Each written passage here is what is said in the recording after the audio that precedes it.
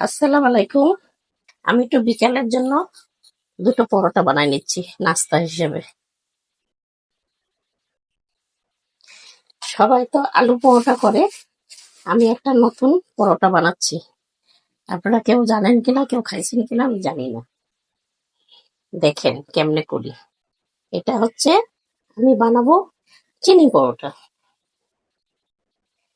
এটার নাম চিনি পরোটা।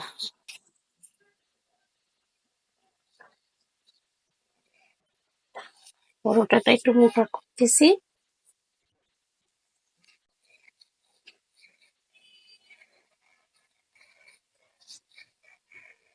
আলু পরোটা, ডাল পরোটা সবাই সব রকম করেন। এটা একটা মিষ্টি দিয়ে চিনি পরোটা। আমি আটাটা আগে ছেনে নিয়েছিলাম, ওটা আমি আপনাদের দেখাইনি।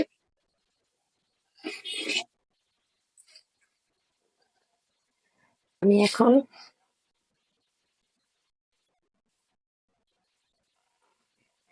এর মধ্যে চিনি দিয়ে পরোটাটা ভাজবো মচমচে করে। খেতে খুব ভালো লাগবে। এর সাথে আর কিছু দেওয়ার লাগবে না, শুধু খাবেন, খুব মজা পাবেন। তা ভাই বোনেরা, আপনারা কি কেমন আছেন? সবাই নিশ্চয়ই ভালো আছেন।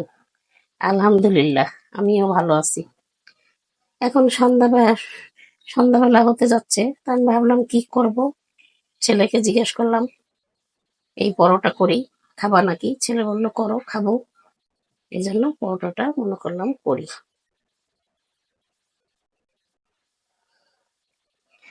আর একটা করে নি, ঠিক একই পদ্ধতিতে এটাও এরকম বেলে নিতে হবে।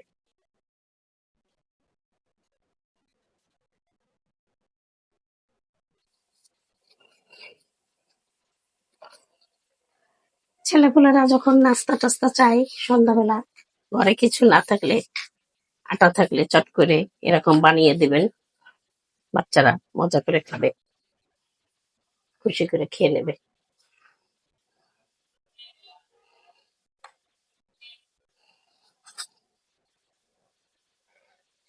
কত রকমই পরোটা করা যায়। এটা আমি শিখছি আমার শাশুড়ির কাছ থেকে। আমার শাশুড়ির মা আমার বড় ছেলেকে ছোটবেলায় করে দিত। তা আমার বড় ছেলে খুব পছন্দ করতো, পছন্দ করে খেত। তা আমি এখন সেই জন্য সেটা করছি। আমি আগে জানতাম না, আমার শাশুড়ি মা আমাকে শিখাইছে। তিনি মারা গেছেন, তাকে বেহেশতে বাসক করুক। আপনারা দোয়া করবেন সে যেন বেহেশতে যেতে পারে। সে অনেক পরেজগার ছিল, অনেক নামাজি, অনেক পরেজগার ছিল। আমি সবসময় তার জন্য নামাজ পড়ে দোয়া করি, সে যেন বেহেশতে বেহেশতে যায়।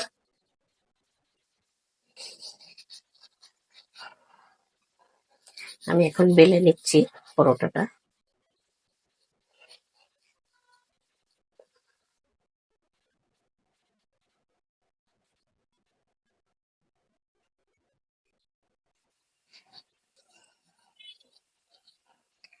তাওয়াটা চুলায় বসায় দিছি, তাওয়াটা গরম হচ্ছে।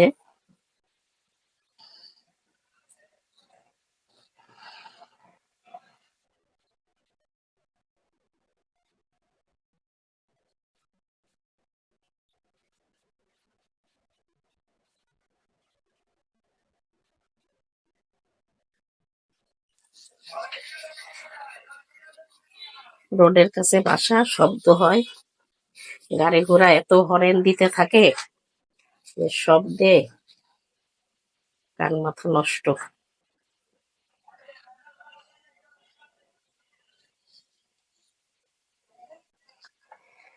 আমি এখন এটা দিয়ে দিলাম তাওয়ার মধ্যে, ওটা হতে থাকুক। এই ফাঁকে আরেকটা বেলে নিই।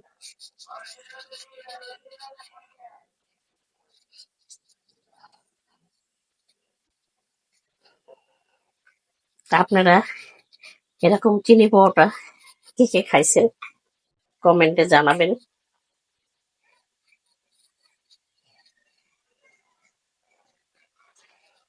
এই ফ্রি বেলুনটাও আমার শাশুড়ির দেওয়া, আমার অনেক বছর আগের ফ্রি বেলুন। এটা আমি যত্ন করে রেখে দিছি, এটা শ্বেত পাত্রের ফ্রি বেলুন।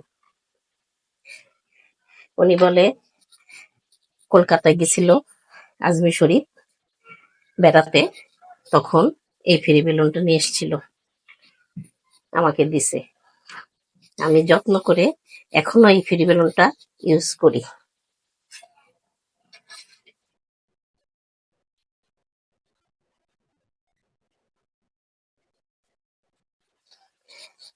আল্লাহর রহমতে ফ্রি বেলুনটা এখনো ভাঙে নাই, আছে।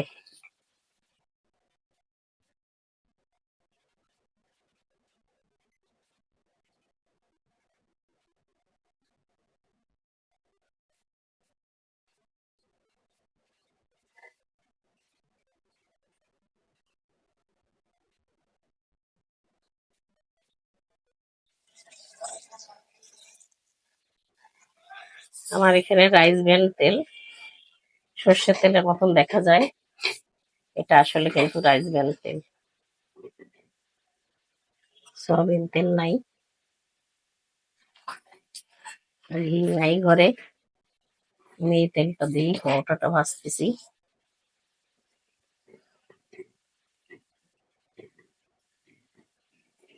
মচমচে করে ভাজতে হবে।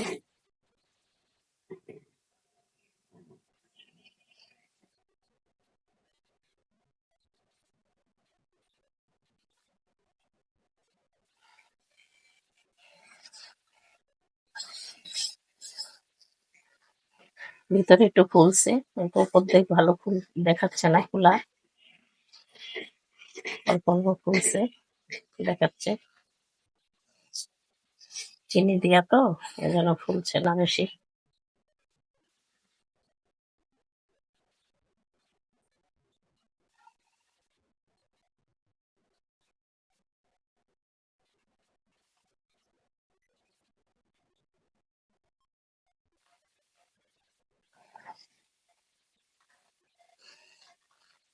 তা আপনারা এইভাবে বাচ্চাদেরকে দিবেন করে, বাচ্চারা দেখবেন শুধু শুধু এইভাবেই খেয়ে নেবে, আশা করি। এই পাশ থেকে বেরোয় যাচ্ছে চিনি, ফাঁক হয়ে যাচ্ছে। আমার এটা হয়ে গেছে, আমি এখন আরেকটা দিয়ে দিই।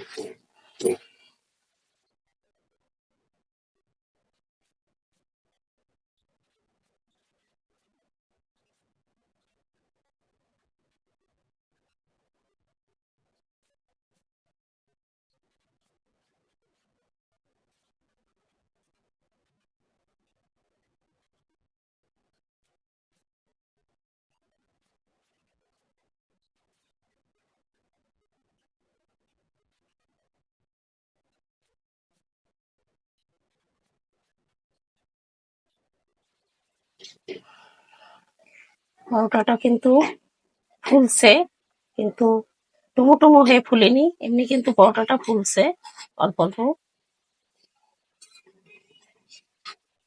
ভিতরে একটু চিনি দেওয়া তো বেশি, এজন্য ফুলাটা বেশি দেখা যাচ্ছে না। এমনি পরোটা হলে পুরো ফুলে যেত। তা ভাই বোনেরা, আপনারা দেখলেন চিনি পোহাটা কেমনে বানাই। আমার হয়ে গেল চিনি পোহাটা করা। তা আপনারা এইভাবেই করে বাচ্চাদেরকে দিবেন, বাচ্চারা দেখবেন খেয়ে নেবে। তা আমি এখানেই রেখে দিলাম, শেষ করলাম। আল্লাহ হাফেজ।